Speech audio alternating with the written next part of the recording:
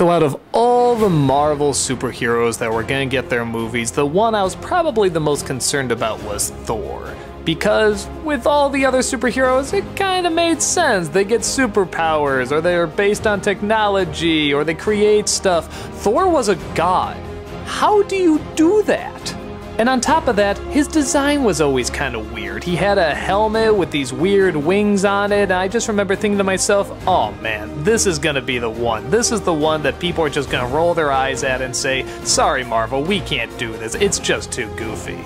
But they made the very clever choice of assigning Kenneth Branagh to direct it. Now this is a guy that hasn't really done any superhero movies, and to be fair, he can be kind of hit and miss, but he's got mad talent, and everything he does is huge.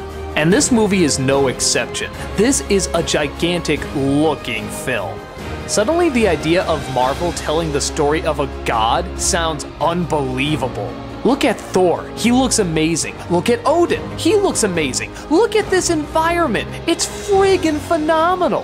Which is why it's really ironic that the least impressive part of this movie is what Marvel usually does well, the interaction with the real world.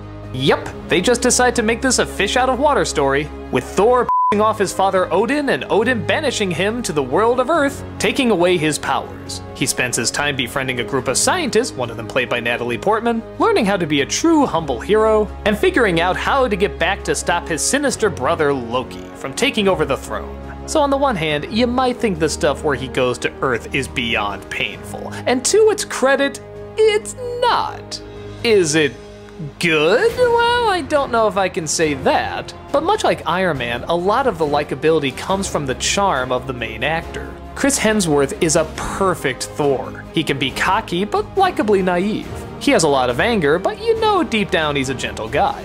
And most importantly of all, he adapts. I'm so sick of these movies where the fish out of water just stays stubborn and never wants to change anything. But this guy, he's a warrior, he's fought in battles. So when he throws a cup of coffee on the ground demanding more and they tell him that's not how we do things here, he doesn't demand an explanation or act like a spoiled brat, he says, okay.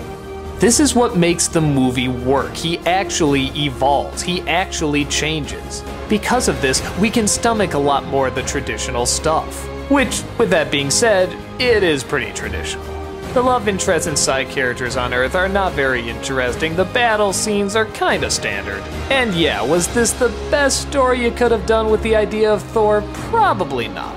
But luckily, they do often come back to the world of the gods, and every time it does, it looks amazing.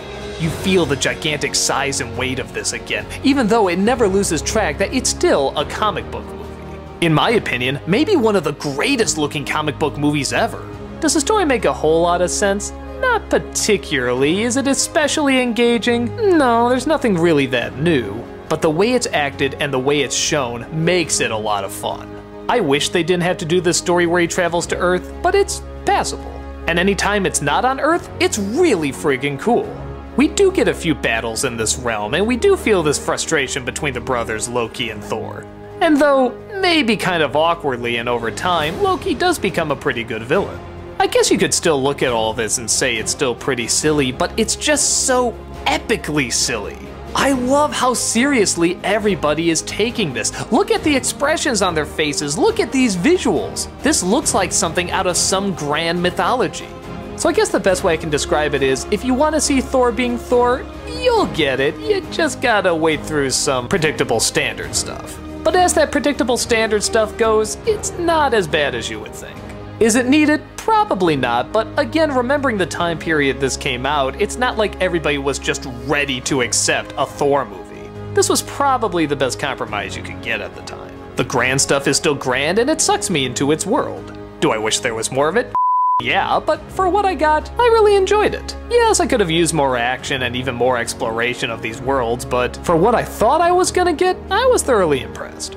Not the best by any means, but impressive enough for me.